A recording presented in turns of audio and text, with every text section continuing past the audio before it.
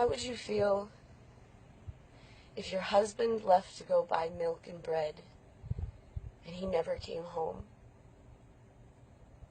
How would you feel if your daughter was shot in the eyes with a pellet gun and now she'll be blind the rest of her life? How would you feel if your sister was raped by a force that was occupying the streets of your town, your city? How would you feel if you couldn't go outside without the risk of death and being murdered? Because that's exactly what's happening in Kashmir right now. I don't profess to have all the facts and know the entire situation, but what I do know is that this is wrong. This is a crime against humanity. The Indian military is oppressing, abusing, murdering, raping, torturing the Kashmiri people. For over 70 days, there's been a curfew. They're not allowed to leave their homes without risk of death. The internet has been shut off. Communications are being limited and controlled. People living in other countries cannot reach their families during this time. This is an awful time in Kashmir. I think the death count is now somewhere around 80, and the number of injured is somewhere around 12,000. That makes it over 150 people being injured every single day. I don't profess to understand all of the history and the situation, but what I do understand is that this is wrong. If you've seen my old videos, in my old studio, I have this carpet, this Kashmiri carpet. I made a couple of videos where I was laying on it and talking, and I had the wonderful experience of being in Kashmir for several months in total and visiting these villages and people, and I met this family, and that's where I bought this carpet from. We sat on the floor and drank kava tea. The entire family is dead. All 13 people. They were killed by the Indian military.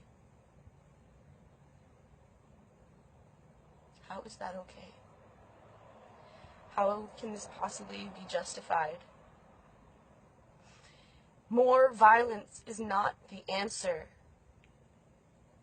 Hurting people is not the answer. Causing more harm is not the answer to resolving the situation.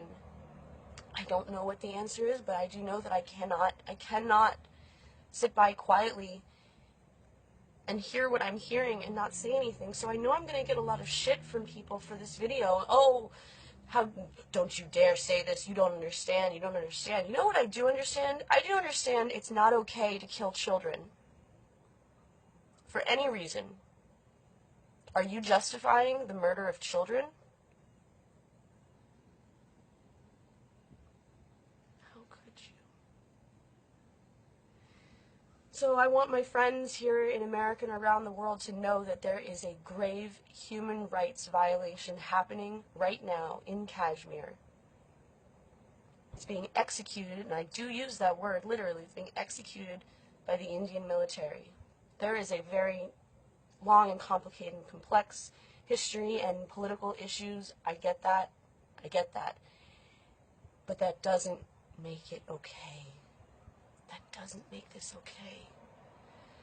So I don't know what the answer is, but I know that turning a blind eye to the situation is not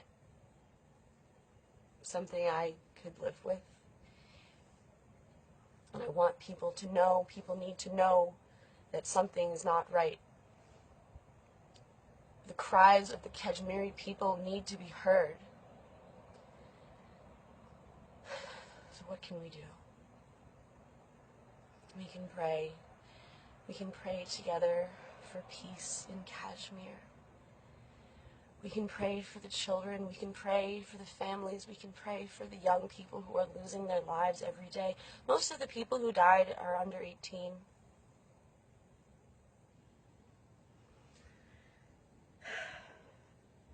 I don't want to engage in political arguments. I have no energy for that, but I do just want to spread an awareness that something is not right and that the Kashmiri people deserve better. No one deserves to be treated like this. No one deserves to be treated like this. Nobody. And the way to solve this is not through more violence.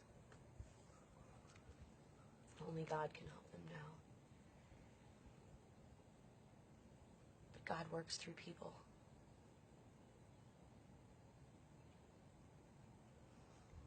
So, I love Kashmir. I love the times that I spent there. I love the people that I met. Just as I love India and the times that I spent there and the people that I met. My wish is for reconciliation. It's for healing. It's for a new era. Why not? This is my prayer. This is my prayer. My prayer is for peace in Kashmir. Alright. I send my love to you all. Wherever you are. Whatever you believe. And just be grateful. If today you can walk outside and go to the store and buy some food for yourself and your family, you're very lucky. Because the people of Kashmir